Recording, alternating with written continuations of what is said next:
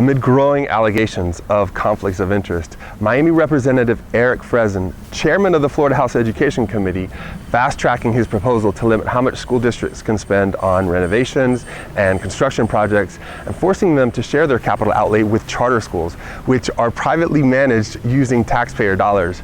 Fresen earns $150,000 a year as a land use consultant for an architecture firm specializing in charter schools, while his sister and brother-in-law run Academica, the largest charter school management company in Florida.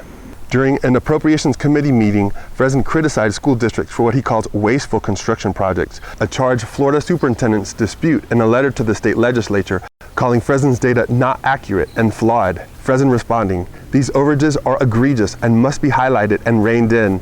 But the Associated Press reporting that since 2000, Florida taxpayers have lost $70 million in capital funding when charter schools have failed.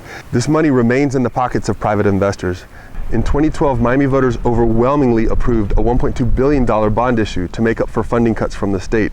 But Fresen's proposal also places restrictions on how local school boards can raise money. You know, and that's, at the end of the day, that's what they're trying to do. They're trying to break public education. Other South Florida lawmakers earning six-figure salaries at Academica include Miami Senator Anita de Flores and Hialeah Representative Manny Diaz, whose current bill grants charter school management companies even greater power in the charter school approval process.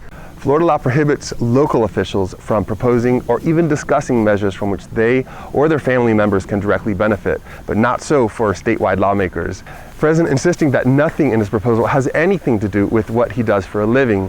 Meanwhile, his proposal, amended onto Manny Diaz's charter school bill, having passed the Appropriations Committee, now headed for the House floor for a full vote where it's expected to pass readily. This has been From the Desk of. I'm Enrique Baloira.